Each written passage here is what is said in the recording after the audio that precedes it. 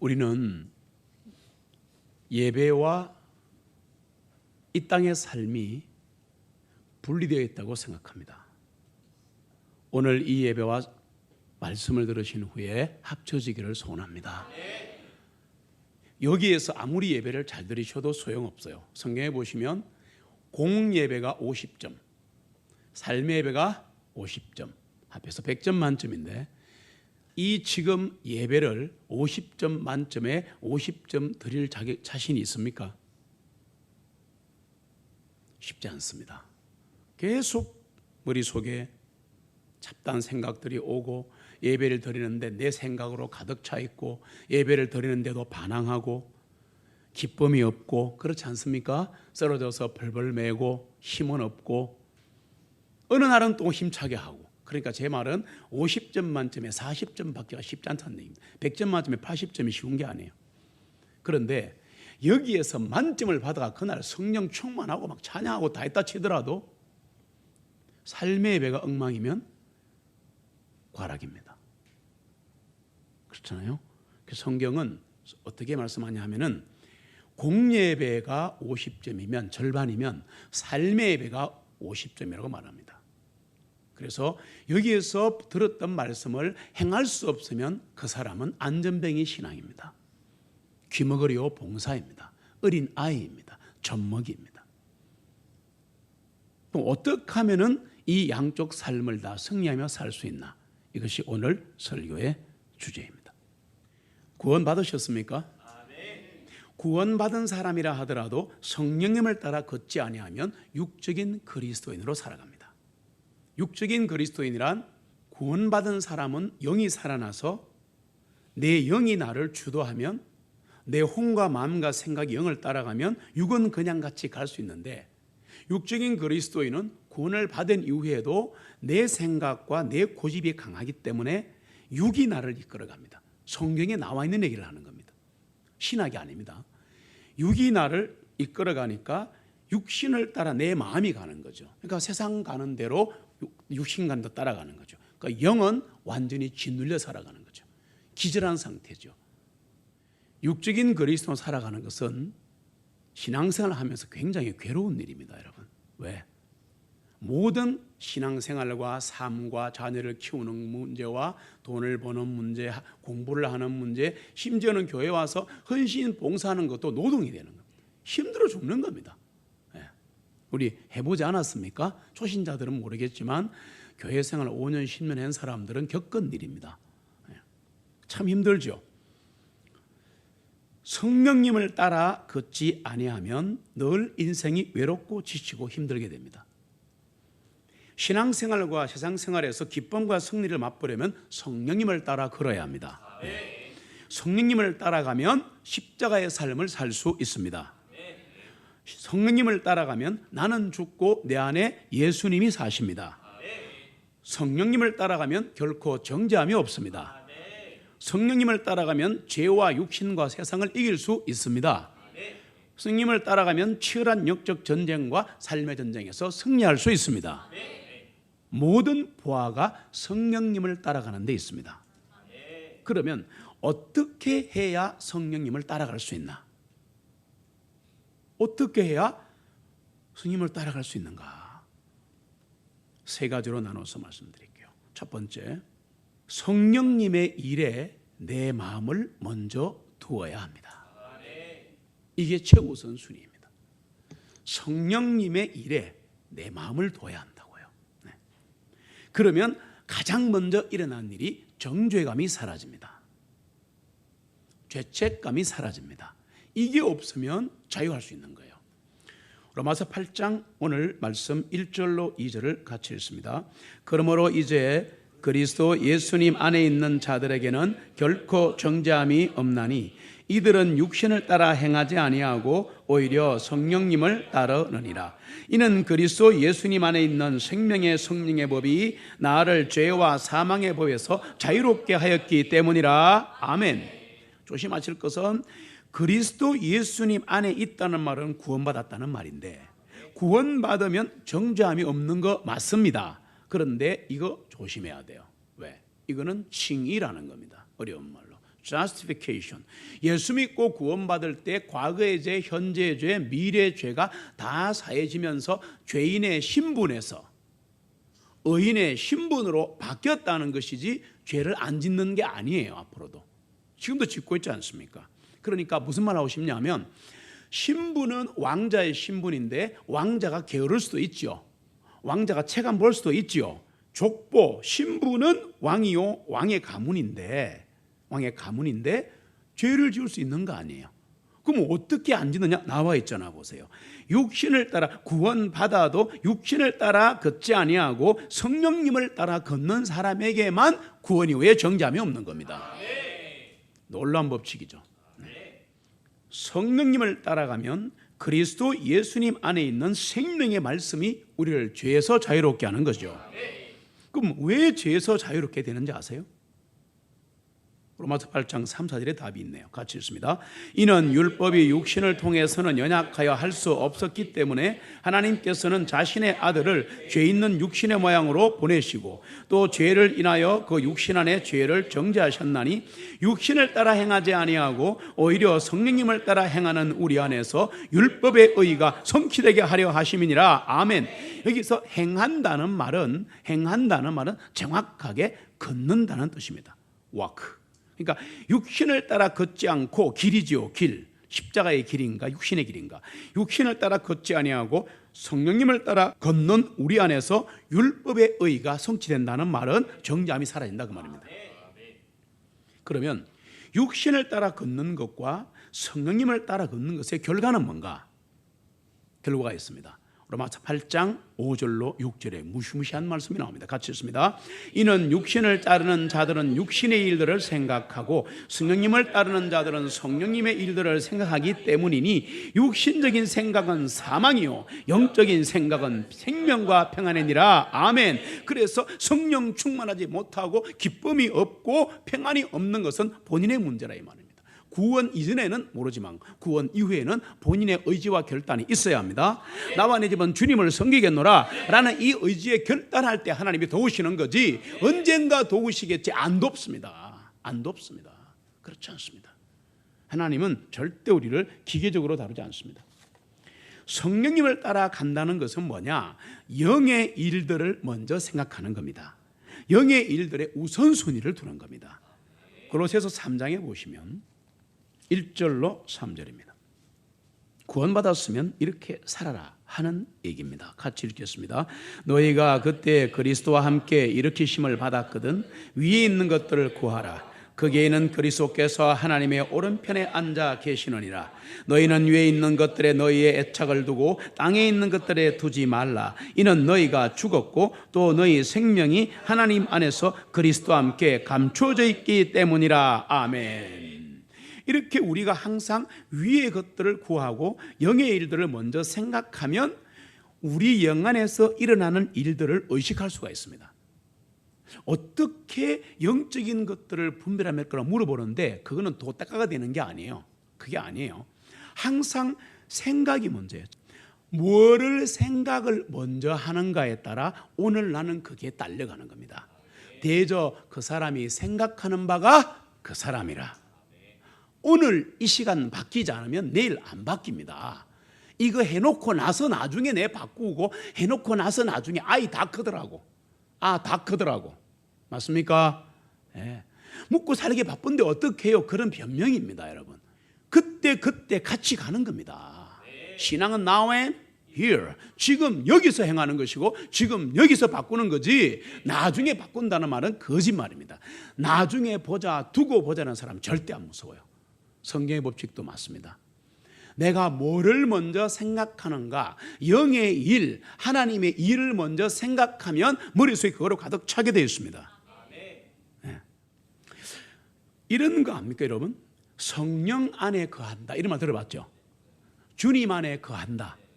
이거 오해하지 마세요. 네. 제가 설명드릴게요. 어떤가 비슷한가 하면 비유를 들을게요. 자, 우리가 밖에 있다가 막 추운 날 밖에 있다가 집 안에 들어가잖아요. 딱 들어가 문 딱 여는 순간 뭐를 느껴요? 훈훈함을 느끼죠. 따뜻하죠. 그리고 좀 씻고 나면은 쾌적하죠. 그리고 집에 가면 아이고 집에서 좋다 이런 생각 들지요. 그러다가 1시간쯤 지나면 그 마음이 있어요, 없어요? 없습니다. 그때만 있습니다. 그러다가 만약에 응접실에 아이가 3명 있어 보세요. 쾌적함은 없습니다. 무슨 말인지 이해가 안 되죠 지금. 자, 그런데 1시간이나 지나면 그냥 편안함만 느끼는 거야. 내가 방 안에 있구나. 뭐 그 정도예요. 따뜻하다, 쾌적하다 계속 못 느껴요. 잘 들어보세요. 이거 중요한 비유입니다.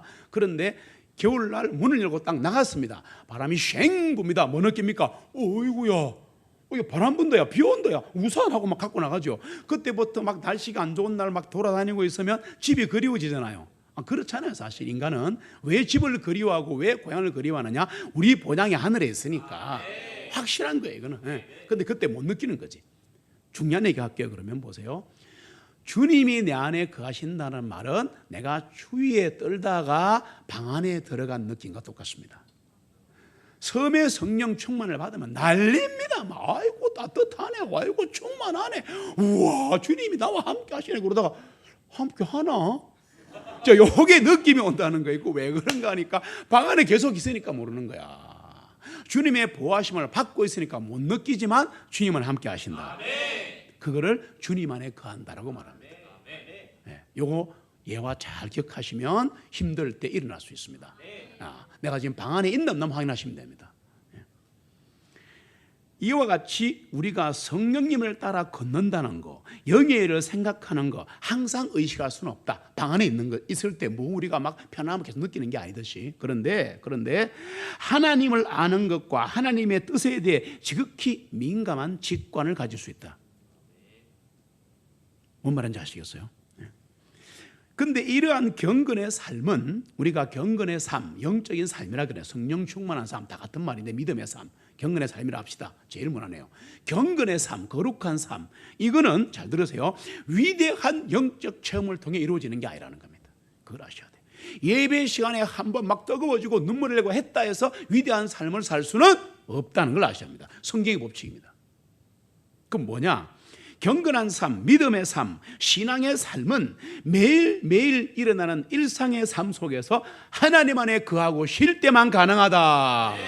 중요합니다. 이게 주님 주시는 평안을 일상에서 누려야 합니다. 여기에서 힘을 얻었으면 일상 삶에서 이 삶이 계속돼야 되는 거예요. 힘들어 죽겠는데, 바빠 죽겠는데, 그러니까 자기 위주의 삶이라 그 말이에요. 일상 삶에서 주님 안에 거해야 합니다. 그리고 일상 삶 속에서 주님 안에 쉬어야 합니다. 여러분 이거 몇 번 얘기했습니다. 일상의 삶이 신앙생활이다. 한번 따라합시다. 일상생활이 신앙생활이다. 일상생활이 신앙생활이다. 조금만 안 됩니다. 교회 생활은 종교 생활이에요. 해당적으로 말한 겁니다. 지금 여기 와서 헌신하고 봉사하는 게 잘못됐다는 게 아니라 이거로 일상생활을 승리할 수가 없어요. 여기서 반주했다고 승리 못합니다. 도움은 될 수 있어요. 막상 딱 가면 애기 있죠, 남편이 있죠, 자식이 있죠. 이렇게 막 세상에 뭐 일해야 되죠. 그 삶에서 평화를 누려야 합니다. 네. 아이를 키웁니다. 한마디만 할게. 시키면 없으면 내가 이렇게 말하잖아. 엄마들이, 아버지들이. 아니에요. 그 아이는 그 집에 주어진 어마어마한 선물입니다. 잘 봐보세요. 아이의 웃음은 완전히 치료약이에요. 몰핀을 발명한 사람이 외과의사 삽니다. 미국의 외과의사 삽니다. 그 하나님께서 아담의 옆구리 째갖고 그 갈비뼈 한 개 꺼내갖고 입을 만드는 거 보고 이 사람이 그러면 우리 몸속에 혹시 진통제가 이래갖고 수십 년 연구했고 몰핀을 만들어냈어요. 그리스도인입니다. 그런데 죽으라고 해서 몰핀 다 쓰고, 여러분 지금 만약에 치과에 갔는데 이거 하는데 이거 없으면 죽습니다. 고문입니다. 이거 드릴 소리만 들어도 힘들어 죽겠는데 여기 마취 안 하고 어떻게 할 거예요? 죽는데. 그게 몰핀이에요. 얼마나 감사한지 몰라요. 그런데 아시겠지만 몰핀의 100배 진통 효과가 엔돌핀입니다. 엔돌핀은 웃을 때 많이 나옵니다. 웃을 때. 그런데 엔돌핀의 400배, 몰핀의 4000배짜리가 있습니다. 뭔지 아요? 다이놀핀이라고 있습니다. 다이놀핀의 다이노가 바로 다이나마이트하고 같은 어원인데 다이나마이트는 복음이에요. 그래서 하나님의 말씀을 듣고 주님의 말씀을 기뻐하는 자에게 다이널핀이 생기는 게 연구됐습니다. 그래서 이거는 어떻게 할 수 있는 게 아니에요. 웃어도 안 나와요. 많이 웃으면 엔돌핀이 나와요. 그런데 이 다이널핀을 연구한 사람들의 그 과학 논문을 보면 다이널핀이 진짜 한번 딱 터지면은 그 액면 시가가 수십억이랍니다. 예배 시간에 한번 기뻐하면 수십억 버는 거야. 안 믿어지지. 과학을 돈에도 안 믿어질 거야. 너의 돈에 돈이 있어야 믿는 인간이야. 아니에요. 한 방에 병이 난다 그러잖아. 그러니까 예배에 집중하는 게 얼마나 중요한지 몰라요. 한번 다이널핀 터져버리면 머리도 좋아져요. 안에 모든 세균 다 죽여버리니까. 예. 다이널핀 터지기를 축복합니다. 보세요. 일상의 삶이 신앙생활이다. 그래서 영을 생각하는 성도들은 환경이나 세상 가치관에 지배를 받지 않습니다. 그 뭐라고 그거 다 지배를 받아요. 내 생각이, 내 우선순위가 성경과 하나님이 있지 않기 때문에 내 주변 환경과 직장에 그렇게 힘들어지고 짜증이 나는 거예요. 그렇지 않습니까? 질문 하나 드릴게요. 예수 믿는 사람의 진짜 행복과 안식은 어디 있을까요? 주님을 따라가는 데 있나? 아니에요. 놀라운 답이 있습니다. 잘 들어보세요.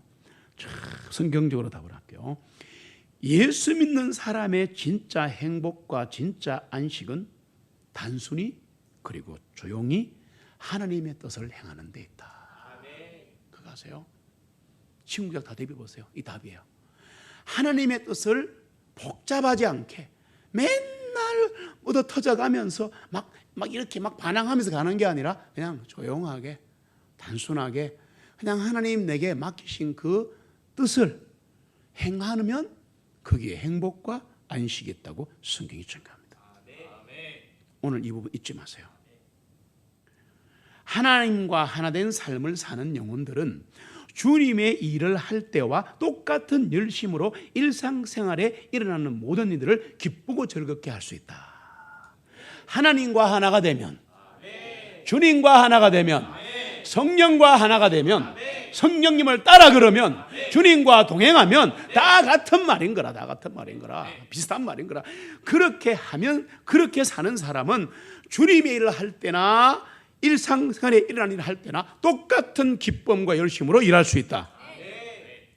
우리 모두 성령님의 일에 먼저 우리의 마음을 두기를 바랍니다. 두 번째로 성령님을 따라가려면 어떻게 해야 되느냐? 마음만 두가 되는 게 아닙니다. 마음만으로 되는 게 아니에요. 그렇게 해서 우선 마음이 갔으면 어떻게 하느냐? 성령님의 인도하심에 순종해야 합니다. 두 번째는 순종입니다. 로마서 8장 14절 같이 읽습니다. 누구든지 하나님의 영으로 인도하심을 받는 자들은 곧 하나님의 아들들이니라. 아멘. 거꾸로 TV 쪼으면 하나님의 아들들은 예수 믿고 구원받은 우리들이죠. 그러면 그리스도인이 뭐냐? 그리스도인이 뭐냐? 하나님의 영으로 인도하심 받는 자 아닙니까? 답이 다 나와 있잖아요, 성경에. 하나님의 영은 우리들에게 감동을 주시고 우리를 인도하시고 절제하게 하시고 확신을 주시고 내 속에 증거를 주시면서 영의 인도를 나타내십니다. 네. 그래서 그분의 뜻 안에 거하게 합니다. 성경대로 되는 거예요. 많은 경우에 성도들의 영 안에 나타나는 이러한 성령님의 인도하심은 굉장히 섬세하기 때문에 분간하기가 힘듭니다. 여러분 조심하셔야 됩니다. 그냥 톡 주어졌다고 무조건 어떤 일을 하지 마세요. 이제 오늘 말씀을 통하여 우리에게 약간의 경고가 지금 주어지는 겁니다. 잘 들어보세요. 지금부터 한 5분간 잘 들어보세요. 어떻게 하면 하나님의 인도하심인가 아닌가를 알 수가 있나? 또 인도하심 같은데 확실하게 인도하심인가를 어떻게 알 수 있나? 우리 관심 많잖아요. 엄청 많잖아요. 아니 여기 때문에 기도하는 사람 얼마나 많은지 몰라요. 성경은 간단하게 답을 합니다. 제가 좀 풀어서 말씀드릴게요. 하나님의 인도하심은 죄송한 표현 쓸게요. 초신자일 때는 잘 모릅니다. 어쩔 수 없어요. 그래서 미리 신앙을 가진 신실한 그리스도인이나 목사의 도움이 필요합니다. 혼자 하려 그러지 마세요. 수영 혼자 치다가 빠져 죽어요. 그래서 하나님의 인도하심은 우리의 신앙생활이 더욱 성숙해지고 또 혼의 감정이나 충동들이 좀 가라앉고, 충동과 막 이런 어떤 격동에 의해서 움직이는 이런 것들이 조금 가라앉고 마음이 막 분주하는 것이 사라지는, 그게 점점 됨에 따라 인도하심이 보이게 됩니다. 그러니까 거꾸로 말하면 혼의 감정이나 충동들이 먼지처럼 우리를 못 보이게 하는 것입니다. 마음이 분주하면 인도하심이 안 보이고 내 길만 보이니까 하나님은 왼쪽 가라 그러는데 자기가 오른쪽 가는 거예요. 예를 들어 볼게요. 중요한 예를 들겠습니다. 우리가 어떤 일을 하도록 부탁을 받았습니다. 봉사해 볼래요? 전도해 볼래요? 어쩌고 저쩌고 이렇게 선교해 볼래요? 뭐 이렇게 했어요. 자, 부탁을 받았어요. 근데 우리 영 안에 그리낌이 있어요. 그리낌이란 말 알죠? 있어요. 내가 해야 되나? 그럴 때는 잠잠히 기다리면서 성령님의 인도하심을 기대하면서 기도해야 합니다. 절대 섣불리 no, yes 하지 마시기 바랍니다. 그건 참 자기 고집이에요. 왜냐하면 우리 마음속에 어떤 중요한 일이나 선한 일이라 하더라도, 남을 돕는 일이라 하더라도 이 내 속에 내가 구원받았는데 거부감이 생겼다는 것은 하나님께서 아니다라고 말씀하실 확률이 높기 때문입니다. 이걸 이용하지는 마세요. 그런데 하나님의 영은 자신의 자녀들을 부드럽게 인도하시지 억지로 끌어당기거나 밀어넣지 않는다는 걸 아시면 됩니다. 그래서 하나님의 자녀들이 잠잠히 기다리며 순종하고자 한다면 틀림없이 하나님의 인도하심을 깨달을 수 있습니다. 한 개 더 주의할 게 있습니다. 성령님의 인도하심을 받을 때 우리의 의지를 사용해서 스스로 선택하기 전까지는 어떤 일도 하지 마십시오. 누가 시켰다고 하는 거 아닙니다. 그리스도인은 공고를 말하는 게 아니에요. 그게 아니에요. 잘 들어보세요. 다시 한번 할게요. 성령의 인도하심을 받았다는 확신이 왔죠. 그렇다 하더라도 내 의지를 가지고 스스로 선택하기까지는 일을 하시면 안 됩니다. 이런 일을 해라, 저런 일을 해라는 감동이나 인도하심이 있을 수 있습니다. 그런데 그 느낌을 하나님 말씀에 비춰봐야 합니다. 그리고 분명히 내 지식 필요합니다. 지금까지 지식 경험, 그리고 내 마음, 또 이거로 하나님의 뜻이 확실하다라는 판단이 내려진 다음에 해야 할 일이 있습니다. 내가 스스로 해야지 그 일을 하는 선택이 내려지기까지는 그 일을 하시면 안 됩니다. 오늘 굉장히 중요한 인도하심과 인도하심에 따른 선택 결정을 말씀드렸습니다. 사도 바울의 기도를 기억하시면 됩니다. 빌립보서를 보시면, 빌립보서 1장 9절로 11절을 보시면 읽어보면 답이 있어요. 같이 읽습니다. 내가 기도드리는 것은 이것이니 너희의 사랑이 지식과 모든 판단으로 더욱더 풍성하게 되어 너희가 뛰어난 것들을 입증하게 하시고 그리스도의 날까지 신실하고 흠이 없게 하여 주시어 예수 그리스도를 통하여 얻은 의의 열매들로 충만함으로 하나님께 영광과 찬양이 되기를 구하노라. 아멘. 사랑, 헌신 등등 하는 일들이 지식과 판단으로 풍성하게 되는 겁니다. 쏘보시면 안 됩니다. 마음만으로 되는 게 아니에요. 성령께서는 우리에게 지식과 판단력을 주셔서 우리 안에 선과 악의 길을 분별하게 하십니다. 사도 바울은 또 하나님 앞에서 행해야 될 성도들의 합당한 행실에 대해서도 기도합니다. 골로새서 1장에 가시면 9절로 12절 같이 읽습니다. 이는 이런 연유로 우리도 그것을 들은 날부터 너희를 위하여 기도하기를 그치지 아니하고 원하였나니 곧 너희가 모든 지혜와 영적 깨달음 안에서 그분의 뜻을 아는 지식으로 충만하게 되어 너희가 주님께 합당하게 행함으로 모든 일에 기쁘시게 하고 선한 일마다 열매를 맺고 하나님의 나는 지식에서 자라나게 하시고 그분의 영광스러운 권능에 따라 모든 능력으로 강하여지며 기쁨으로 모든 인내와 오래 참음에 이르게 하시고 우리를 비단해서 성도들의 상 속에 참여하는 자들이 되기에 합당하게 하신 아버지께 감사드리기를 원하노라. 아멘. 10절 이하는 전부 다 결과론입니다. 그러니까 9절이 돼야 되는 거예요. 9절이 맞습니까? 모든 지혜와 영의 깨달음 안에서 주님의 뜻을 아는 지식으로 충만해야 합니다. 그래야 주님께 합당하게 행함으로 그때부터 열매가 맺히는 거예요. 그러니까 무작정 막 열심히 한다고 되는 게 아닙니다. 순종의 수준이 믿음의 수준이에요. 그래서 우리 모두 성령님의 인도하심에 순종하기를 바랍니다. 마지막으로 성령님을 따라가려면 어떻게 해야 되느냐? 영의 생명이 바깥으로 나타나야 합니다. 조금 어려운 말 했으니까 설명할게요. 요한복음 7장. 뭐가 바깥으로? 영의 생명이, 내 생명이 바깥으로 나타나야 돼요. 그게 뭔 말이냐? 요한복음 7장에 보시면 37절로 39절을 같이 읽습니다. 그 명절의 큰 날인 마지막 날에 예수님께서 서서 외쳐 말씀하시기를 누구든지 목마르거든 내게로 와서 마시라. 나를 믿는 자는 성경 기록이 말씀하신 것 같이 그의 배에서 생수의 강들이 흐르리라 하시니라. 이는 주님을 믿는 자들이 받을 성령님에 관하여 주님께서 전하시는 말씀이라. 예수님께서 아직 영광을 받지 못하셨기 때문에 그들에게 아직 성령님을 주지 아니하셨기 때문이더라. 아멘. 주님의 영광은 부활 아닙니까? 그렇죠?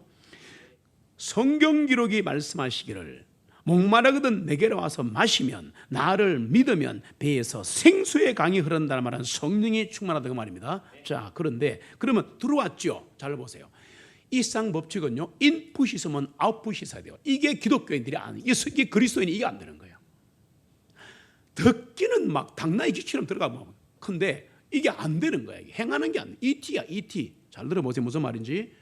만약에 우리가 먹는 걸 계속 인풋하고 아웃풋 안 하면 3일 만에 죽어요. 아십니까? 지금 설교 시간이니까 내가 굉장히 부드럽게 얘기하잖아. 맞아요?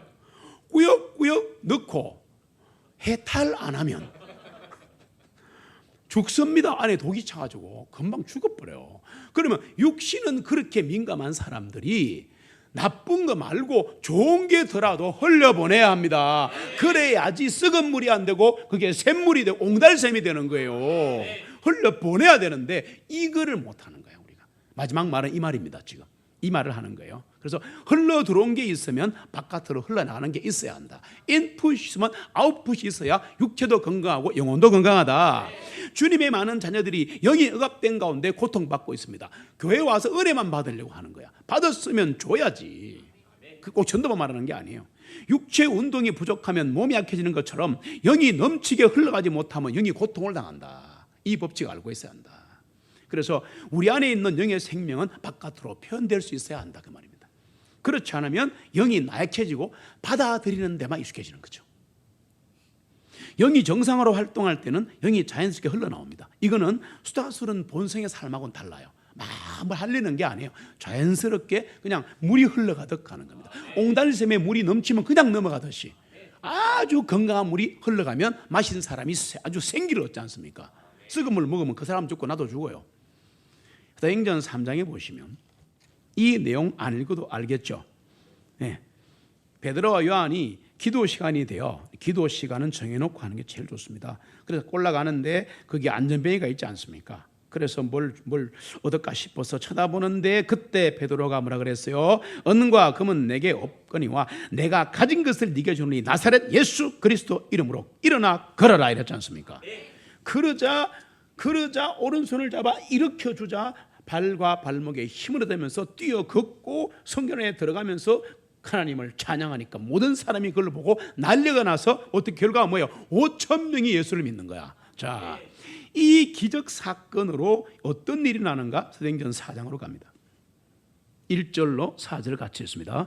사도들이 백성에게 말하고 있을 때에 제사장들과 성전의 경비장과 사두개인들이 그들에게 와서 사도들이 백성을 가르치고 예수님을 통하여 죽은 자들로부터 부활을 선포함으로 그들이 근심하여 그들을 붙잡아 그 다음날까지 가두었으니 이는 그때가 이미 저녁 무렵이 되었기 때문이라. 그럼에도 불구하고 그 말씀을 들은 많은 사람들이 믿으니 그 사람들의 수가 약 5,000명이나 되니라. 아멘. 자, 기적입니다. 기적인데 그러면 이 5,000명이나 믿게 된 결과가 뭐냐? 5절로 8절의 결과가 나옵니다. 제가 읽을게요.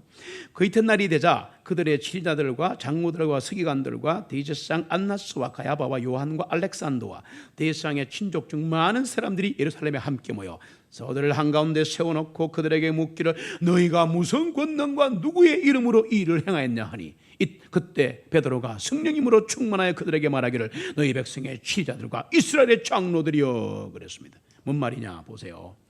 내가 갖고 있는 건 없다. 내 안에 예수 그리스도가 있다. 그분의 권능이 있다. 나는 돈은 없어. 그러나 예수가 있어. 그러니까 나사렛 예수 그리스도 이름으로 명하노니 일어나 걸어버리라. 이렇게 준 거야 이게. 느낌 뭡니까 이제? 준 거예요. 그리고 잡혀갔잖아 지금요. 이 일 때문에 5천 명이 예수님이니까 난리가 났잖아 지금요. 이게 뭔 일이냐? 저놈 잡아야 한다. 이거 데리고 왔고 죽을래 살래? 니 그 권능 누가 준 거야? 그러니까 그 자리에서도 베드로가 성령이 충만하여. 근데 충만한데 두드려 맞고 싶어 이러고 있으면 안 되는 거예요. 그럼 영이 죽어요. 충만했죠. 들어왔죠. 성령이 내게 들어왔죠. 충만하다는 성령님이 지금 임하신 거야. 임하니까 어떻게 해요? 입으로 받잖아 지금. 흘러나가야 되는 건 거야. 흘러나가야 되는 거야. 그래서 베드로가 성령님으로 충만하여 말하기를, 이게 들어오면 나간다 법칙입니다. 베드로가 성령님으로 충만하니까 말할 수밖에 없는 거야. 복음을 선포할 수밖에 없는 거야. 모임을 할 수밖에 없는 거야. 안 그래요? 성령님이 베드로 영 안에 충만하게 흘러 들어오자 베드로는 담대히 정감으로 영을 바깥으로 흘러 보냈다 그 말입니다. 잊지 마세요. 주님을 믿는 자들에게는 이런 일이 일어납니다. 그 배에서 생수의 강들이 흘러나리라. 성령으로 충만하리라. 우리 신앙생활의 풍성함은 우리가 영의 생명을 다른 이에게 부어주는 것과 비례하는 겁니다. 어떻게 하면 신앙이 풍성해집니까? 내 걸 주어대는 거예요. 복음 선포, 산돌 모임, 새가족 섬김, 회심 사역, 사역 봉사, 이런 것이 우리의 생활을 풍성하게 함으로 성령 충만해지는 겁니다. 간혹 성도들이 하나님이 주시는 그 어떤 사인이나 영을 제재할 때가 있습니다. 나는 안 해, 못 해. 그러면 자신의 영을 묶어버리는 경우가 있습니다. 이거 성경적인 용어들이에요, 전부 다. 그러면 이거 깨트려야 되는 거예요. 우리가 영이 묶여버리고 그렇게 되면 하나님 위해 헌신할 때 갈등이 와요. 해야 되나 말아야 되나. 절대 하나님 주시는 은혜를 그대로 받으세요. 이거 받아갖고 내가 뭘 하면 요 길로 가야 되는데 요따고 생각 버리시기 바랍니다. 진짜 요따고 생각해요. 그것은 하나님이 인도하시는 길은 절대 손해볼 그런 게 없어요. 하나님은 절대 우리 하나님의 자녀를 선한 길로, 형통한 길로, 마지막은 승리의 길로 인도하신다. 당장 죽는 것 같지, 당장 돈 손해보는 것 같지, 당장 내 주머니 돈 나가는 것 같지, 당장 내 건강이 문제가 되고 자녀 교육이 문제가 되는 것 같지, 하나님이 책임지셔. 자녀 교육 하나님이 책임지신다고. 체력 빼라도 하나님 하시는 거야. 보세요. 기도합시다. 우리의 영 가운데 성령님이 자유롭게 일할 수 있기를 소원합니다. 그리고 다른 이에게 나눠줍시다. 그러면 나누어 주면 주님은 우리 안에 성령이 충만하게 하십니다. 결론 내릴게요. 오직 성령님만이 영의 영역에서 일어나는 행사들을 파악합니다. 우리는 모릅니다. 영은 몰라요. 성령님만이 하신단 말이에요. 그러니까 그분에게 순종할 수밖에 없는 거예요. 한 가지만 주목합시다. 성도들이 영을 사용할 때 영의 전쟁 중에서도 조용해진다는 겁니다. 은사주의 교회 가보세요. 무슨 도떼기 시장도 그런 데가 없어요. 여기저기서 더러운 방언 하죠. 막 흔들죠. 막 이게 왜 고치시라. 그래 안 해도 그냥 하나님 고치시는데 왜 그렇게 나냐.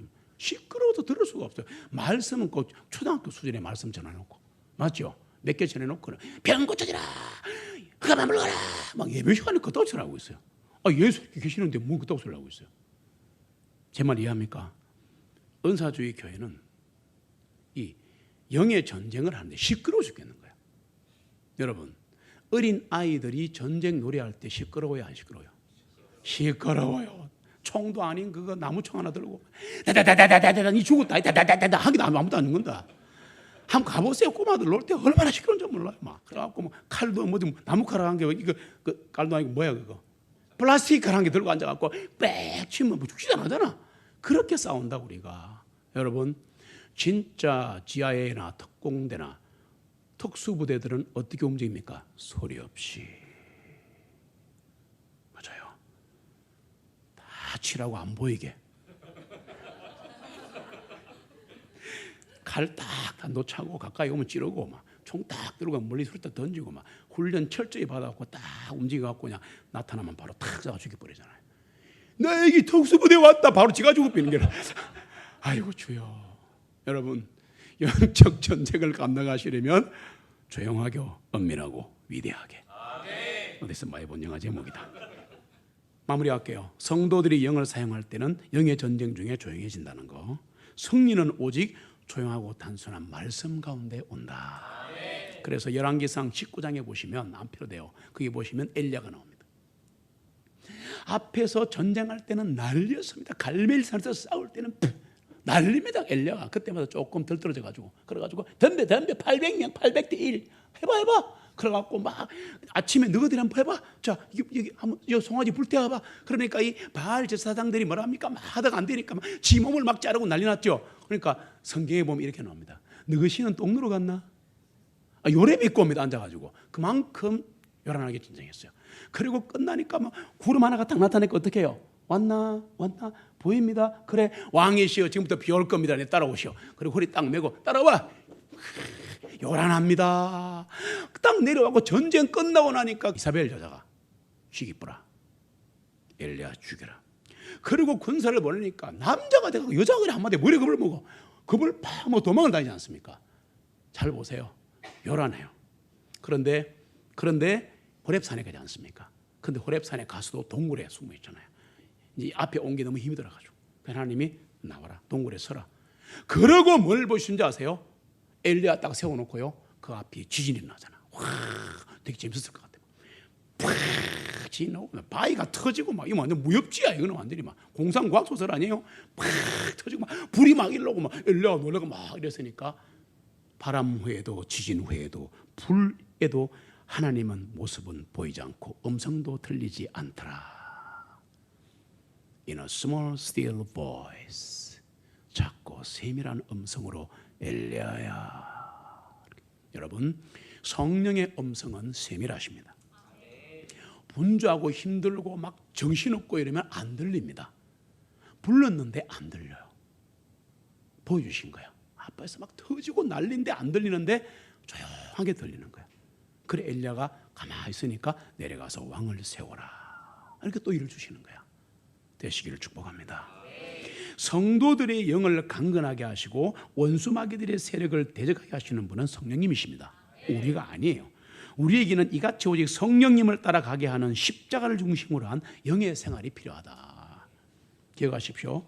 나의 십자가를 지고 주님을 따라간다는 거, 이거는 무턱대고 열심히 하거나 무조건 희생하는 것이 아니다. 그건 뭐냐? 성령님을 따라 걷는 것이 십자가의 삶이다.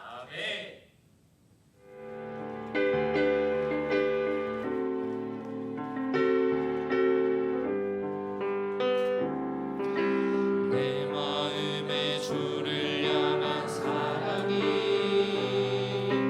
나의 마른 주가 주신 진리로 나의 눈에 주의 눈물 채워주소서.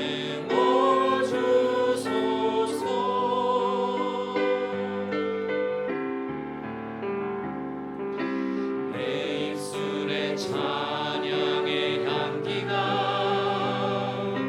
두 손에는 주를 닮은 섬김이 나의 삶에 주의 흔적 남게 하소서.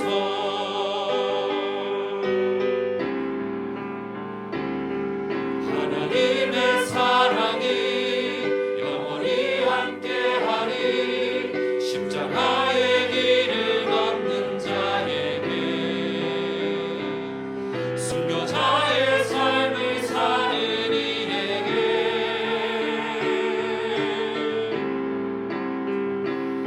조롱하는 소리와 세상 유혹 속에도 주의 순결한 신부가 되리라. 내 생명 주님께